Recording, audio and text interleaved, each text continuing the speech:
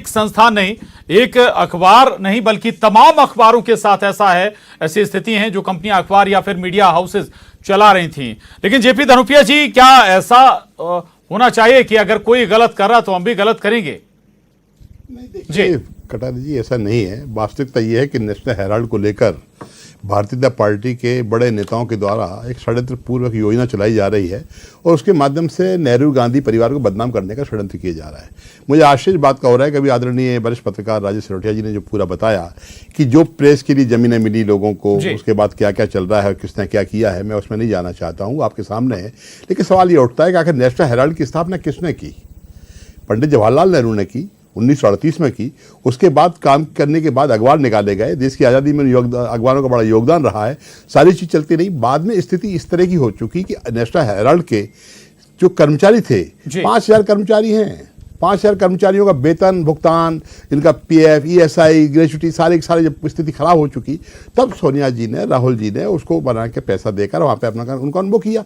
पैसा कहां से गया? घर से तो गया है। हमने किसी को हेरा फेरी से गया या पार्टी फंड से गया? पार्टी फंड हमारा अपना, मतलब कांग्रेस पार्टी के नेताओं का है, कांग्रेस कार्यकर्ताओं का। क्या सोनिया राहुल गांधी का हो जाएगा? नरेंद्र मोदी का तो नहीं है ना, वो नरेंद्र मोदी का तो नहीं है। राहुल मैं भाई आपसे कहना चाहता, नरेंद्र मोदी जी की तो नहीं है, कोई भ्रष्टाचार तो नहीं है उसके अंदर। बाकी प्रॉपर्टी संपत्ति किसकी है? अगर आप नेहरू गांधी परिवार की बात करते हैं तो इलाहाबाद जाके देखिए, 27 एकड़ में फैला हुआ है आनंद भवन, जिसकी 20,000 से करोड़ से ज्यादा कीमत होगी।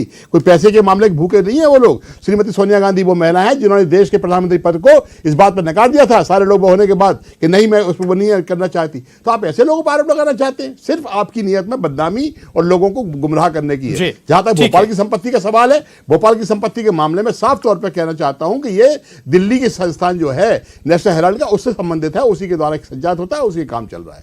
ठीक है, ठीक है। दिव्या गुप्ता जी, मैं और भी जाऊंगा और सवाल भी हैं मेरे जेपी धनुपिया जी के लिए, लेकिन एक जो बात राजेश जी ने उठाई कि केवल एक संस्थान नहीं, वहां तो दर्जनों संस्थान हैं जो जमीन का गलत इस्तेमाल कर रहे हैं। आप लोग अब तक चुप बैठे थे, या तो फिर आप लोगों की निगाह ही नहीं गई, आप लोगों को पता ही नहीं था हो क्या रहा है?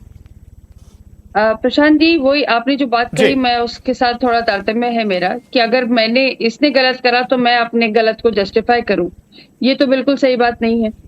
तो आपने जिस चीज के लिए जमीन अपनी आवंटित करवाई थी और वो नवजीवन आपने बताया पेपर के लिए, और फिर उसके बाद अर्जुन सिंह जी ने दिया था वो जमीन, उसके बाद पेपर का क्या हुआ, छपा नहीं छपा, क्या हुआ, प्रिंटिंग प्रेस थी, कर्मचारी कहाँ गए, फिर आपने किस हद से, किस मद से, किस हिम्मत से आपने उसको लीज पे दे दिया और आप उससे कमाई कर रहे हैं।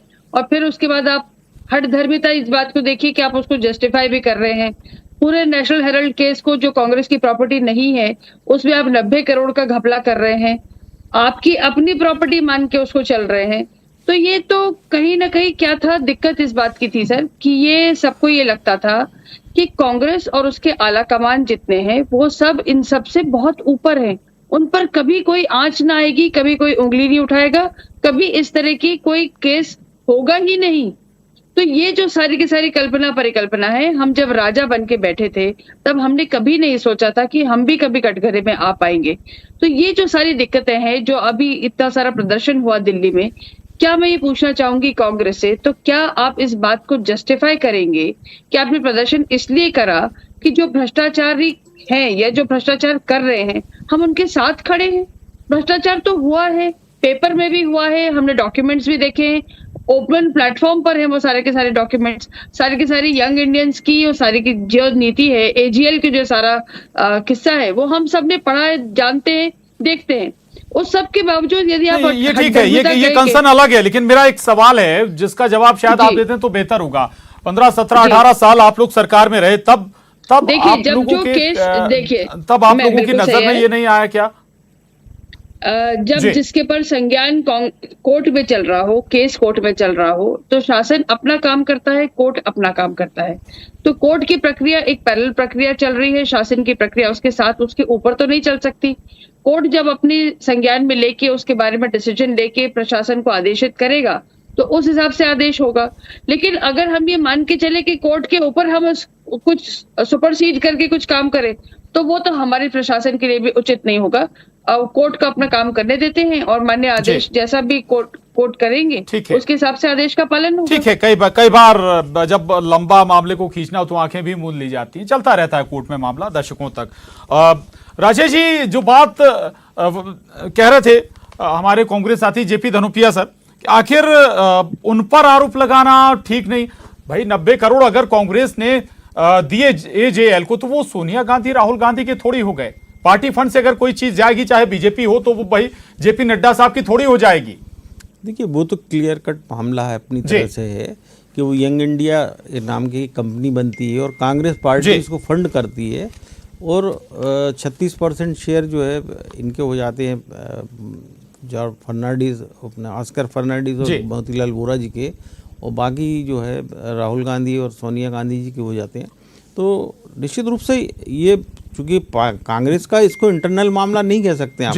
कांग्रेस पार्टी एक अलग इंडिविजुअलिटी है और सोनिया गांधी राहुल गांधी एक अलग इंडिविजुअलिटी है। आप दोनों के इकट्ठा करके देखेंगे तो आप ये कहोगे या तो घोषित करिए कि ये फैमिली पार्टी है जिसके हम लोग हमेशा सदा बिल्कुल हमेशा जो है इसके अध्यक्ष बने रहेंगे और सारे कर्ता धर्ता बने रहेंगे। लेकिन मेरा कंसर्न दिल्ली से ज़्यादा, चूंकि वो तो मामला ईडी के सामने है, मैं तो इस माध्यम से आज जो चूंकि आपने चर्चा शुरू की है, स्वागत की योग्य है, जो मध्य प्रदेश में और इंदौर में आपने संजय लोकस्वामी की ज़मीन कैंसिल की है लीज, तो बाकी यहाँ पर जो है जो जिन्होंने लीज की कंडीशंस का पालन नहीं किया है, उनको आप कैंसिल करने की कार्रवाई क्यों नहीं करते हैं?